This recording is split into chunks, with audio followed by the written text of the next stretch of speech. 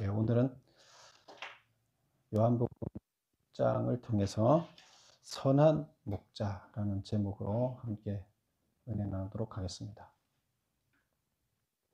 네, 우리 10장은 앞에 9장과 이어지는 내용입니다. 우리 9장 내용이 뭐였죠? 9장 앞에 한번 넘기세요. 9장 내용이 뭐였죠? 맹인, 맹인을 고치신 이야기가 나왔죠. 근데 거기에서 주제가 뭐예요? 맹인을 고치는 그 이야기를 통해서 맹인을 고치는 통해서 무슨 말을 했어요? 유대 지도자들이 다 맹인이다. 그렇죠?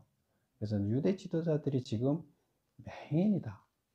그래서 어떻게 살아야 가야 되는지 그 길을 모르고 구원의 길을 모르기 때문에 헤매고 있다. 특별히 종교 지도자들이 유대 종교 지도자들이 눈먼 소경이어서 다 엉뚱한 대로 사람들을 인도하고 있다. 이렇게 이제 지적을 하고 있었습니다. 그래서 오늘 10장에서 그 내용이 이어집니다. 이어지는데 선한 목자. 그러면 그 유대 그 9장에서 나온 그 유대 지도자들은 선한 목자일까요? 선한 목자가 아닐까요? 선한 목자가 아니겠죠. 소경이 돼서 자기 양을 인도하면 양을 다 죽음의 길로 인도할 거 아니에요. 눈을 뜨고 밝은 데서 눈을 뜨고 인도해야 되는데, 그래서 그들은 선한 목자가 되지 못했다는 거예요.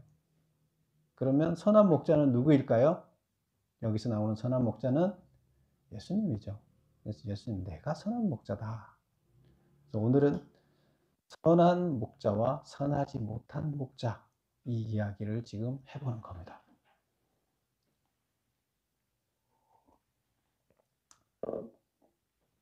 자,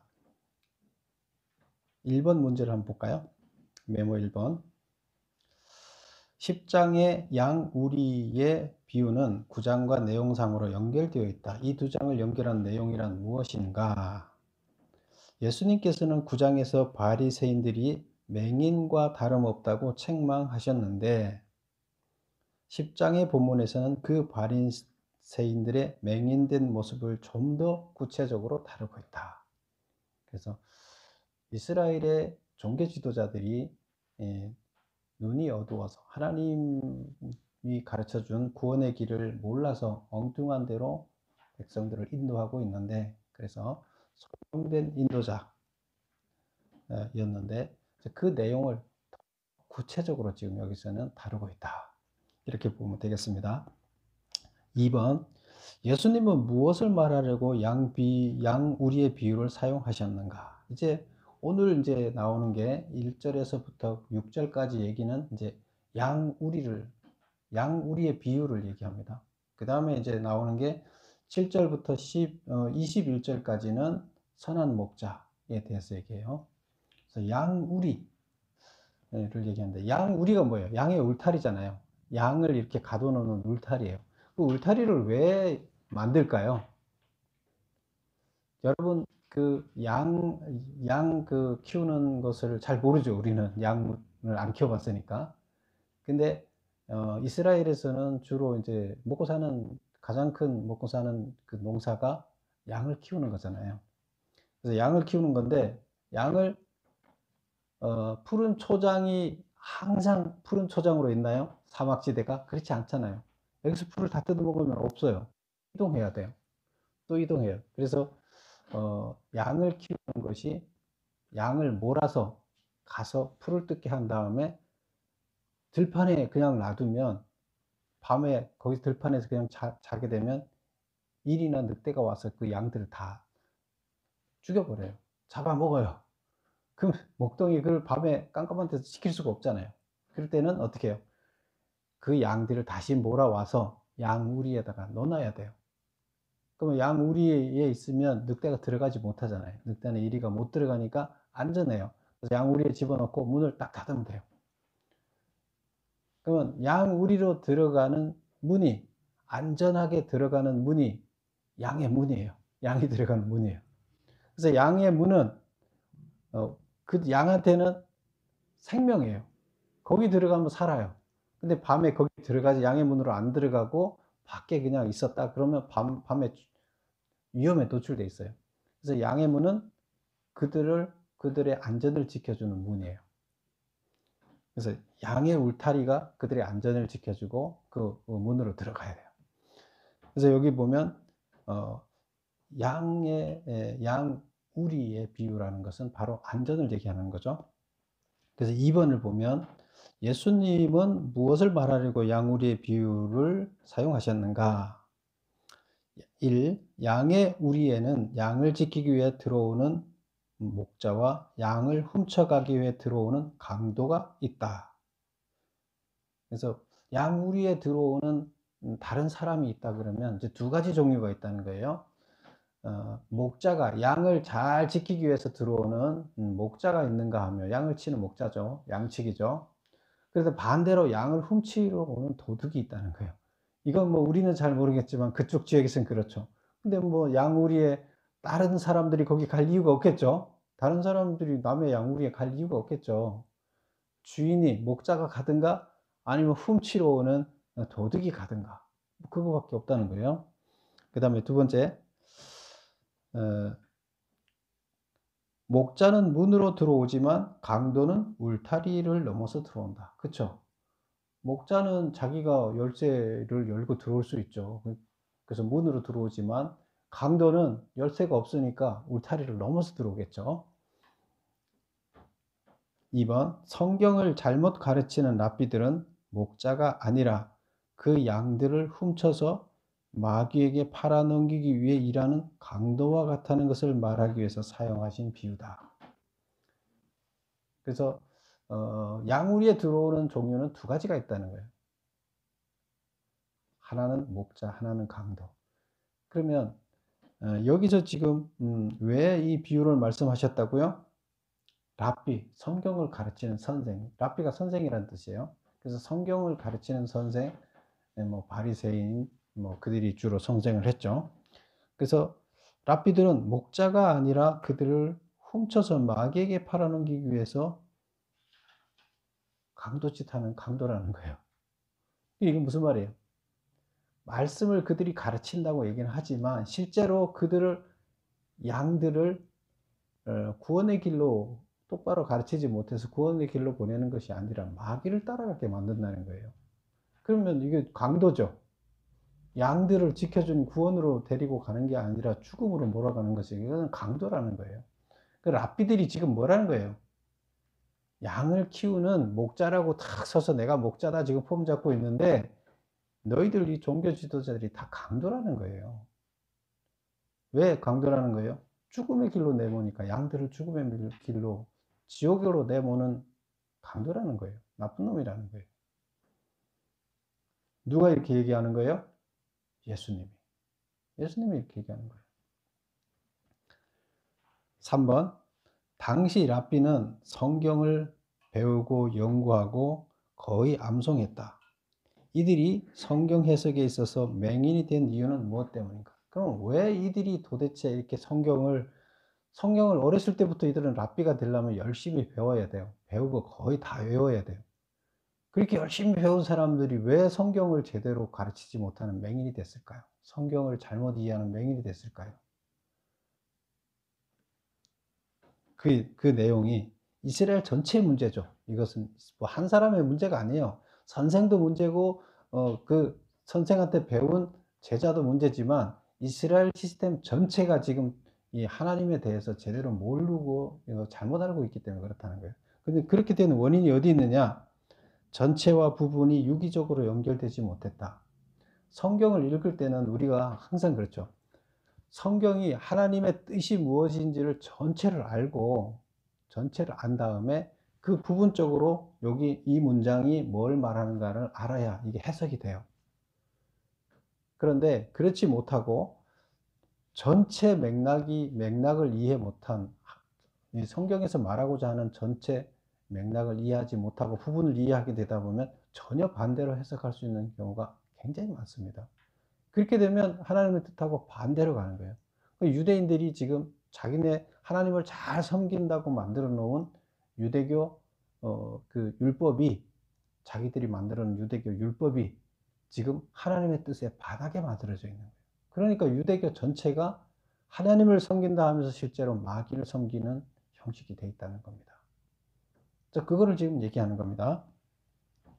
그래서 그런 이런 거죠. 우리는 그렇게 얘기하죠. 이거를 숲을 전체 숲을 보고 그다음에 그 안에 들어가서 거기 하나의 나무를 보고 이렇게 해야 정확하게 우리가 볼 수 있는데 숲만 보면 나무가 어떻게 구체적으로 생겼는지 우리가 알 수가 없죠. 또 나무만 딱 보면 전체 숲이 어떻게 생겼는지 몰라요. 이해를 잘 못한다는 거예요. 전체 온전히 파악할 수 없다는 거예요. 그래서 코끼리가 크니까 개미가 코끼리를 파악하려고 그러면 개미가 코끼리를 파악할 수 있겠어요? 파악할 수 없어요. 근데 먼 데서 개미가 코끼리를 바라볼 수 있었다면 코끼리가 어떻게 생겼는지 알고 거기 가서 요게 코끼리 발이구나 알 수가 있겠죠. 근데 그걸 파악을 못 하는 거예요. 그러니까 개미가 코끼리를 파악을 못하면 이게 코끼리 발인지 코끼리인지 뭐 바위인지 알 수가 없는 거예요. 지금 사람도 똑같습니다. 하나님의 말씀이 하나님의 뜻이 뭔지, 큰 뜻이 뭔지 그것이 이해가 안 된 상태에서 요 문장 하나를 가지고 뭐 하지 말라 그랬다면 그게 무슨 뜻인지를 잘못 해석할 수가 있다는 겁니다. 그런 의미입니다. 그래서 성경을 해석할 때 이들은 계속 전체와 부분을 맥락이 안 맞게끔 해석을 하고 있다. 그 다음에 두 번째, 그 본문을 배경하에서 해석해내지 못하고 있다. 이 배경이라는 게 뭐예요? 그때 당시에 처한 상황이 있잖아요. 이스라엘 만약에 포로로 잡혀갈 당시에 그 포로 상황에서 이스라엘한테 필요한 메시지가 있어요. 그러면 그 상황에서 그 배경하에서 메시지가 있는데 그것이 배경이 틀려지면 포로 생활 시대가 아니면 다르게 메시지가 나타날 수 있어요. 그래서 그것을 배경하에서 해석해야 된다. 이 얘기는 그 배경하에서 하나님이 하고 싶은 말씀이 있는데 그 말은 배경이 틀려지면 그 말이 다르게 말씀을 하실 수 있어요. 그러나 하나님의 그 심정은 똑같은 심정이에요. 그러면 우리는 이렇게 해석해야 돼요. 포로 생활 할 때 내가 너희들을 심판할 거야. 죄를 졌잖아요. 포로로 잡혀갈 때 내가 너희들을 심판할 거야. 너희들 잘못을 심판해서 반드시 징계할 거야. 이 얘기는 무슨 뜻이에요? 이 나쁜 놈들 내가 벌해서 다 죽여버리겠어. 그런 뜻이에요? 그게 아니잖아요. 죄를 절대 짓지 못하게 그냥 놔두면 죽으니까 심판을 해서 다시 회복시켜서 다시 쓰겠다는 거예요. 다시 돌아오게끔 만들기 위해서 그들을 징계하겠다는 거예요. 근데 그 본심은 다시 사랑해서 그들을 사랑해서 다시 회복시켜서 그들이 구원받게 하겠다 하는 것이 본심이에요. 그런데 그 본심을 징계하는 거, 문자적으로 징계하는 것만 보고 하나님은 무서운 하나님, 우리를 다 미워해서 그냥 징계하는 하나님, 마음에 안 든다고 혼내주는 하나님. 여기까지만 보면 하나님을 이해하지 못하는 거예요.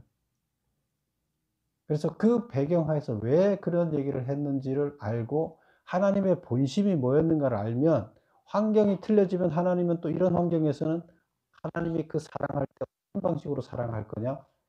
이때는 또 이렇게 사랑하실 거네? 이때는 또 나를 매질할 거네? 이때는 칭찬하실 거네? 이것이 그때그때 틀리더라도 하나님의 본심은 그대로라는 거예요. 근데 그 본심을 읽어낼 줄 알아야 된다. 그 배경하에서 말은 틀려지지만 하나님이 왜 그렇게 얘기를 하고 있는지를 우리가 알아내야 된다는 거예요. 그러면 그걸 알게 되면 환경이 틀려지더라도 상관없어요. 그래서 우리는 그때 당시 배경에서 그런 말을 한 것은 그 본심이 뭔가, 무슨 본심에서 그 얘기를 했다 하는 걸 알아야 된다는 거예요. 그리고 다른 환경이 주어졌을 때도 그 본심은 똑같잖아요. 그 본심은 그대로 사용될 것이라는 걸 알아야 되는데 그걸 이해 못했다는 거예요. 그 말이 이 말이에요. 그래서 배경하에서 해석해내지 못했다. 그 다음에 3번, 구약의 선지자들처럼 하나님의 말씀이 임하는 경험이 부족했다. 구약의 선지자들한테 하나님께서 메시지를 줬죠. 무슨 메시지를 주나요? 시국 갈 때 하나님의 일을 담당하는 그 일꾼들이, 하나님의 종들이 이 잘못 역사를 이끌어갈 때 하나님께서는 그게 잘못됐다 하고 이 현재 일하는 종이 아닌 제3자를 보내서 그 종들을 깨우치게 하죠. 그게 선지자예요. 그러면 그 선지자들한테는 하나님께서 메시지를 주시잖아요. 말씀을 온전히 이해할 수 있는 음 자를 통해서 온전히 이해한 메시지를 그들한테 전달하게끔 합니다. 이 메시지는 하나님의 뜻이 정확하게 녹아 있는 거죠. 이런 식으로 하나님의 메시지를 정확하게 이해하는 자, 선지자가 있어야 돼요. 근데 이거는 그냥 되는 것이 아니죠. 하나님과 교감을 통해서 성령의 임재를 통해서 가능한 거죠. 그래서 이런 과정을 통해서 하나님과 교감하면서 하나님의 뜻을 이해해내는 자가 있어야 돼요. 시대를 해석하고 그 시대에 맞게끔 그 말씀을 재해석하고 이런 교감이 없었다는 거예요. 그냥 문자적으로 공부만 했다는 겁니다. 그다음에 네 번째 보면 성경을 재해석하지 못했다. 3번과 4번은 비슷한 건데 그렇게 해서 시대에 맞게끔 재해석해내지 못했다. 그래서 그냥 뭐 그때 무조건 주일날 그 헬라 문화 축제에 가지 못하고 주일날은 무조건 여기 와서 예배를 드려야 된다. 안 그러면 너희들 지옥 간다. 이렇게 가르쳤다는 거예요. 그러면 그게 진리인가요? 그건 진리는 아니죠. 그럼 그때 당시에 그들이 헬라 문화에 가서 그 예배 문화가 사라질 위기에 있으니까 그렇게 교리를 만들어서 또 진행을 했던 거예요. 그래서 그 위기를 극복해냈어요. 그러면 시대가 바뀌면 주일날, 안식일날 교회에 와서 예배를 안 드리는 사람은 구원받지 못한다. 이 교리가 맞아요, 틀려요? 안 맞잖아요. 그 시대는 그것이 그들을 구원해내는 종교가 타락하는 것을 막는 교리였지만 그 교리가 안 맞는 거예요. 그러면 그 시대가 지났으면 재해석해야 돼요. 근데 그거를 계속해서 주일날 예배 안 나온 사람은 지옥 가는 놈이라고 해석을 해버리고 그를 나쁜 사람을 취급해버리면 안 되는 거죠. 이제 그렇게 했다는 거예요, 여기서는. 그래서 유대교가 그래서 나쁜 길로 가게 됐다. 막 결국 그렇게 해석하는 종교 지도자를 위해 마귀가 역사하면서 그들을 마귀의 종으로 삼아 버리는 거죠.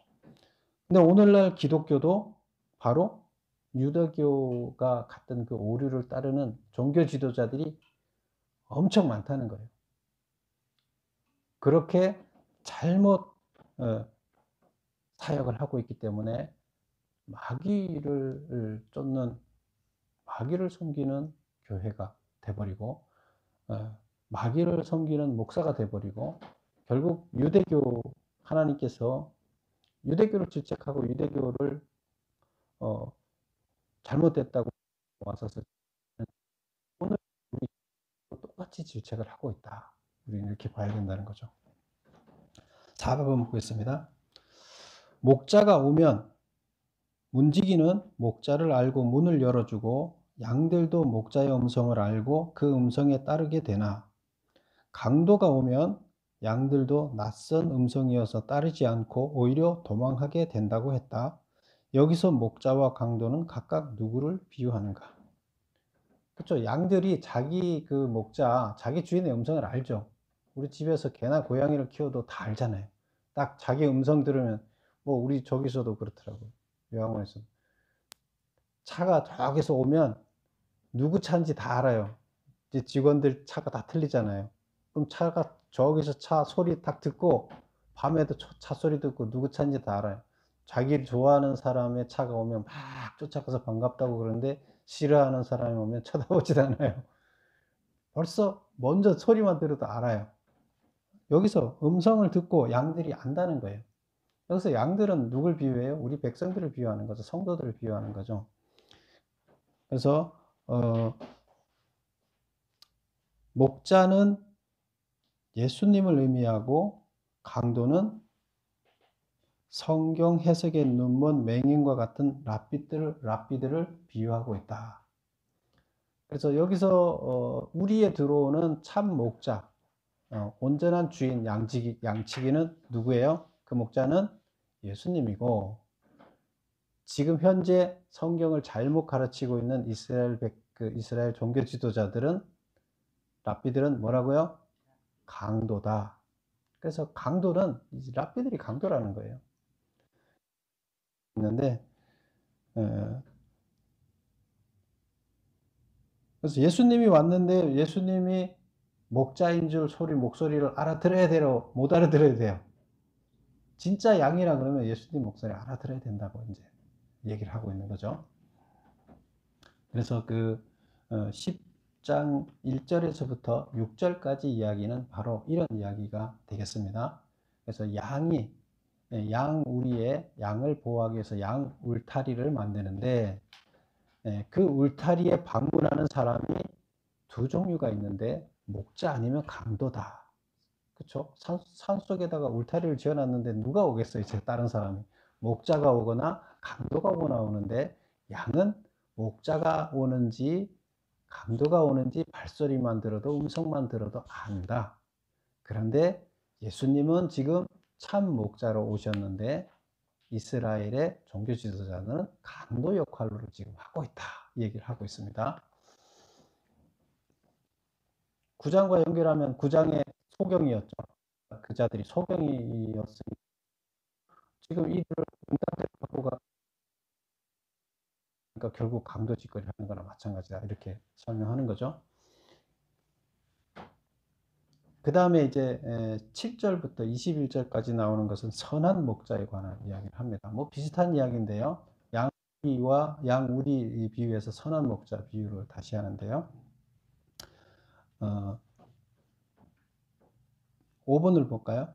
예수님이 양우리의 비유를 가지고 말씀을 전했으나 사람들이 잘 알아듣지 못하자 예수님은 나는 양의 문이다 라고 풀어서 설명해 주셨다. 자, 우리 6절을 볼까요? 아까 이제 6절까지가 양우리에 대한 비유인데 6절 끝에 보면 예수께서 이 비유로 그들에게 말씀하셨으나 그들은 그가 하신 말씀이 무엇인지 알지 못했다. 양우리를 얘기하면서 양우리에 방문하는 자가 누가 있다고요? 목자나 강도가 있다 그랬잖아요. 근데 그 얘기를 했는데 도대체 강도가 누군지, 목자가 누군지를 거기 이 설교를 듣는, 예수님의 말씀을 듣는 사람들이 이해를 했다 못했다? 못했다는 거예요. 그 무슨 말인지 이해를 못했다는 거예요. 그럼 그게 무슨 말이야? 양우리가 있는데 도둑놈이 있고 목자가 있는데, 그럼 그 도대체 무슨 말이야 그게? 이제 이렇게 이해를 못하고 있는 거예요. 그랬더니 이제 예수님이 잘 알아듣게 다시 한번 그것을 풀어서 설명을 한다는 얘기예요. 그게 이제 선한 목자 이야기예요. 자, 보겠습니다. 메모 1번을 보겠습니다. 나는 양의 물이다 라고 풀어서 설명했다. 여기서 문은 어떤 의미를 가지고 있는가? 그 양우리에 들어가는 문이다는 거예요, 예수님이. 그래서 나는 양의 문이다 이렇게 얘기를 했어요. 그래서 도대체 문이 무슨 의미예요? 또 이게 또 어렵죠? 자, 1번 보겠습니다. 양이 문으로 들어오면 안전 구원이 보장된다. 그쵸? 그 문으로 들어오면 안전해요. 그래서 그럴 때는 예수님을 통하면 구원을 받을 수 있다는 의미다. 그래서 문 안으로 들어오면, 울타리 안으로 들어오면, 우리 안으로 들어오는 거니까 문 안으로 들어오면 구원을 얻어요. 그 다음에 두 번째 보면 양들이 꼴을 얻으려고 아침이 돼서 또 나가야 되겠죠. 먹고 살려면 양우리에만 계속 있으면 안 되죠. 양들이 꼴을 먹으려고 나갈 때 통과해야 하는 곳이 문이다. 그래서 나갈 때 통과하는 문, 들어올 때 통과하는 문, 나갈 때 통과하는 문, 즉 예수님이 생명 양식의 공급원이시다는 뜻이다. 예수님의 양의 문이라는 얘기는 내가 너네들 양들이 밖으로 나가서 풀을 뜯어먹게 하게끔 나를 통과해야 돼. 예수님을 통과해야 풀을 먹을 수 있어. 양식을 먹을 수 있어. 예수님을 통과해서 들어오면 구원을 받을 수 있어. 결국 예수님을 통해서만 구원을 얻을 수 있고 예수님을 통해서만 생명을 얻을 수 있다는 얘기예요. 그 얘기예요. 예수님을 통하지 않으면 굶어 죽는다는 얘기예요. 결국 구원받지 못한다는 얘기를 이렇게 설명하고 있습니다. 이 세상을 살아갈 때도 우리는 살아가는 양식을 어디서 구할 수 있다? 예수님을 통해서 양식을 구할 수, 예수님을 온전하게 믿는 자한테는 살아갈 양식이 공급되어진다. 예수님을 온전히 믿는 자는 구원을 받을 수 있다. 이 얘기를 양의 문을 통과해서 나가고 들어갈 비유해서 설명을 하고 있습니다. 그래서 나는 양의 문이다. 이렇게 얘기를 하고 있습니다. 그 다음에 반대로 랍비들은 강도되겠다는 얘기죠. 그래서 예수님은 생명을 주는 분이다. 근데 반대로 얘네들은 생명을 주는 것이 아니라 생명을 뺏어가는 자들이다. 누가? 랍비가. 이런 비유가 되겠죠. 6번 보겠습니다. 이어서 예수님은 나는 선한 목자라고 말씀하셨다. 선한 목자라고 한 이유는 무엇인가? 자기 양을 위하여 목숨을 버리기 때문이다. 양들을 구하기 위해 이 땅에 죽으러 오신 것을 표현하신 말씀이다. 그래서 나는 선한 목자다. 나는 양의 문이다. 처음에는 그렇게 말을 했고, 또 그걸 더 자세히 알아듣게 하기 위해서 나는 선한 목자다. 그 선한 목자 반대말은 뭐예요? 악한 목자겠죠. 근데 성경에서는 선한 목자의 반대말을 여기서는 사꾼 목자라 얘기를 해요. 사꾼. 사꾼은 뭐예요? 사꾼은 돈을 받는 목자예요. 자기가 내가 주인이면서 내 양이면 진짜 목자죠. 주인 목자죠. 그런데 사꾼 목자는 뭐예요? 월급 받는 목자예요. 그 월급 받는 목자는 내 양이 아니잖아요. 뭐 호랑이가 나타나서 내가 한테 물어 죽임을 당할 것 같으면 목숨 걸고 자기 양 지키겠어요? 남의 양을 지키겠어요? 도망가죠. 내 돈 벌러 왔는데 내 돈 몇 푼 벌려고 한 달 월급 받으려고 왔다가 호랑이한테 물려 죽을 일이 있어? 그리고 위험하면 도망가요. 이게 뭐예요? 사학을 받는 봉급받는 목자, 사꾼 목자. 사학을 받는, 월급을 받는 목자는 어려움이 당하면 자기 목숨을 버리면서까지 그 양을 구하지 않아요. 이게 월급쟁이 목자예요. 가짜 목자죠. 근데 진짜 목자는 진짜 이게 내 양이면 이게 내 전 재산인데 목숨 걸고 지키는 거예요. 이게 없으면 나 죽는 거랑 마찬가지니까 목숨 걸고 호랑이랑 싸우는 거예요. 늑대랑 일이랑 싸우는 거예요. 그 얘기입니다. 그래서 나는 목숨을 걸고 너네들을 살리는 목자라는 거예요. 이 선한 목자예요. 진짜 나는 주인이라는 거예요. 그래서 예수님이 우리를 살리기 위해서 이 땅에 오셨잖아요. 죽으러 오셨잖아요. 우리 죄를 다 없애고 자기가 지고 가서 결국 우리를 살리기 위해서 죽으러 오신 거예요. 그러니까 선한 목자죠. 목숨을 걸고 오셨으니까. 그래서 6번에 예수님은 나는 선한 목자라고 말씀하셨다. 선한 목자란 뭐냐? 자기 양을 위하여 목숨을 버리기 때문이다. 양들을 구하기 위해 이 땅에 죽으러 오신 것을 표현하는 말씀이다. 7번. 선한 목자와 반대편에 서 있는 사꾼은 어떤 자인가? 임금을 받고 고용된 목자로 꼴을 먹이는 것에는 관심이 없는 랍비를 가리켜 사꾼이라고 했다. 그래서 지금 랍비들은 뭐라고요? 사꾼 목자들이라는 거예요. 나는 목숨을 걸고 너희들을 구원하러 온 참 목자고 쟤네들은 어려움이 닥치면 양을 버리고 도망갈 자들이라는 거예요. 그렇죠? 그러니까 진짜 목자가 아니라는 거죠. 그래서 지금 이스라엘 종교 지도자들은 사꾼 목자들이다. 월급쟁이 목자들이다. 오늘날 7번의 두 번째 메모. 오늘날 교인들 마음을 온통 전도와 교회당 건축과 예배 참석에만 쏟게 만드는 목회자도 사꾼에 불과하다. 종교 지도자가 양들이 어떻게 하면 살 수 있을까? 풀을 잘 먹고 살 수 있을까에 관심을 둬야지 내 양의 우리를 키워서 부자가 될까? 이거는 진짜 목자가 아니라는 거죠. 이거 도둑놈이라는 거죠. 양을 생각하는 게 아니라 내가 돈 벌 거, 내 배불릴 것만 생각하고 내 출세할 것만 생각해서 목회를 하는 놈들은 뭐예요? 그는 사꾼 목자라는 거죠. 가짜라는 거죠. 이제 그 얘기를 하는 겁니다. 그래서 이때 당시에 종교 지도자들은 사꾼 목자다. 8번 우리에 들지 아니한 다른 양들은 무엇을 의미하는가? 우리 16절 한번 볼게요. 16절 또 우리에 들지 아니한 다른 양들이 내게 있어 내가 인도하여야 할 터이니 그들도 내 듣고 한 무리가 되어 한 목자에게 있으리라. 우리에 들지 아니한 다른 양, 그 유대인들이 아닌 이방인을 얘기하는 거예요.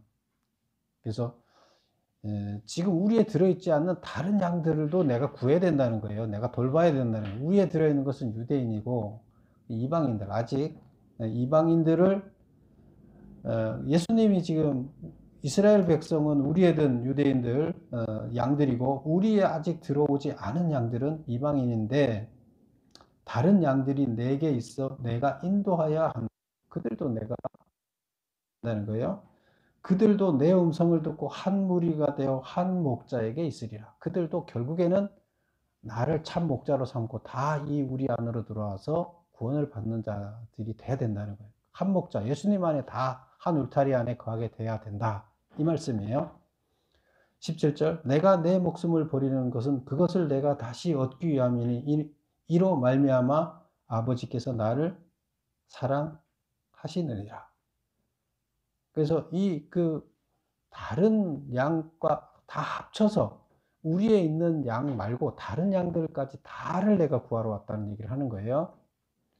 이방인까지. 유대인만 구하러 온 것이 아니다. 이 얘기를 이제 이야기하고 있습니다. 그래서 메모 보겠습니다. 8번. 이 성경을 쓴 때가 언제라고요? 90년대, AD 90년대. 그러면 이제 2세기가, 이제 90년대가 1세기잖아요. 이제 100년대가 되면 2세기가 되잖아요. 그러면 2세기에는 교회가 유대인에게서 이방인으로 넘어가게 되리라고 예고하고 있다.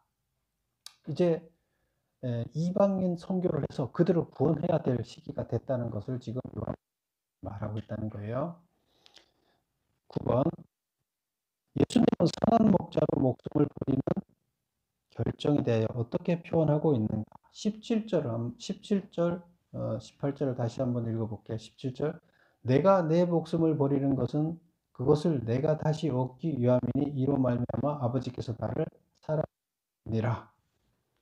내가 내 목숨을 버리는 것은 양들을 구원하기 위한 것이다. 이 얘기고 18절 보면 이를 내게서 빼앗는 자가 있는 것이 아니라 이라는 건 뭐예요? 목숨을 예수님에게서 빼앗아 가는 자가 있는 것이 아니라 예수님한테서 누가 강한 자가 예수님의 목숨을 빼앗아 가는 자가 있는 것이 아니라는 거예요.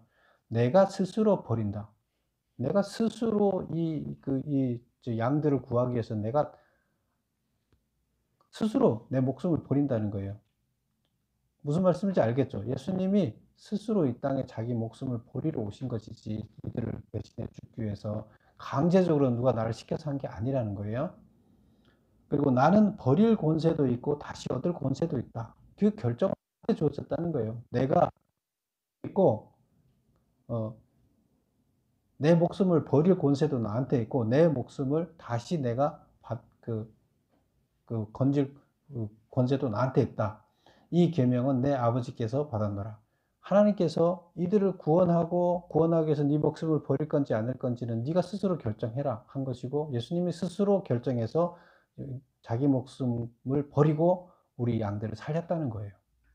그래서 스스로 결정한 것이다. 이 얘기를 하는 거예요. 그래서 9번의 얘기는 예수님은 선한 목자로 목숨을 버리는 결정에 대해서 어떻게 표현하고 있는가? 목숨을 내게서 빼앗는 자가 있는 것이 아니라 내가 스스로 버렸다. 내가 양을 구하기 위해서 내가 스스로 자체해서 내가 목숨을 버렸다. 나는 다시 얻을 권세도 있다.